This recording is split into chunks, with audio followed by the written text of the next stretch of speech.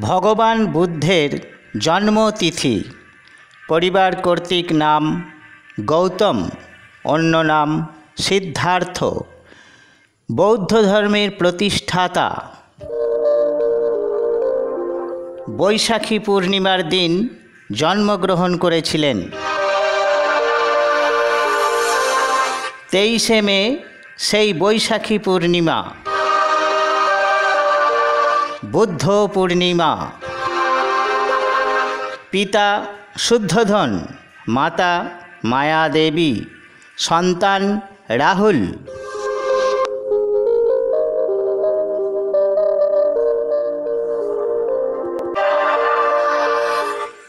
623 খ্রিস্টপূর্বাব্দে দক্ষিণ নেপালে লুম্বিনী প্রদেশে জন্মেছিলেন। শাক্য বংশের এক সম্ভ্রান্ত পরিবারে জন্মেছিলেন।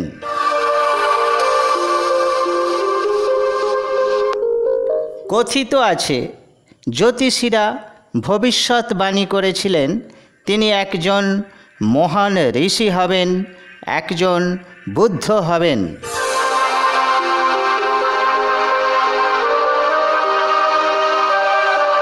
উনতিরিশ বছর ধরে বিলাসিতায় জীবন যাপন করার পর বুদ্ধ বাস্তব জগতের একটি আভাস পেয়েছিলেন।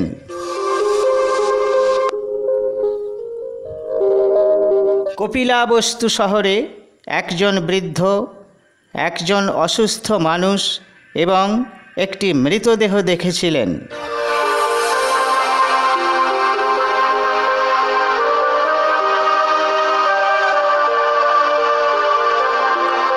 তাঁর সারথি ব্যাখ্যা করেছিলেন সব প্রাণী বার্ধক্য, অসুস্থতা এবং মৃত্যুর শিকার।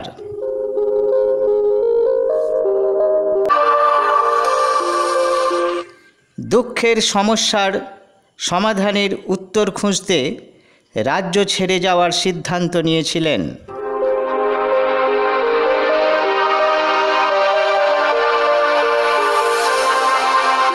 যন্ত্রণার সমস্যার উত্তর খুঁজতে স্ত্রীকে না জাগিয়ে নীরব বিদায় নিয়েছিলেন।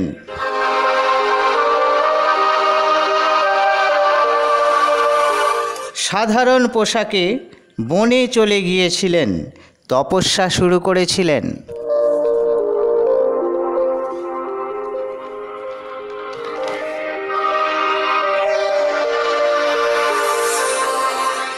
বোধি গাছের নিচে বসেন, ধ্যান শুরু করেন।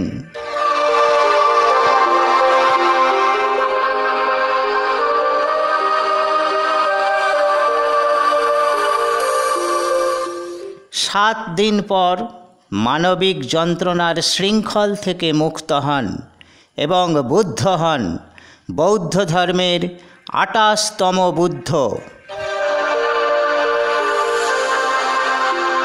বুদ্ধত্ব লাভের পর 49 বছর ধরে ভারতের গ্রাম শহরে হেঁটেছিলেন।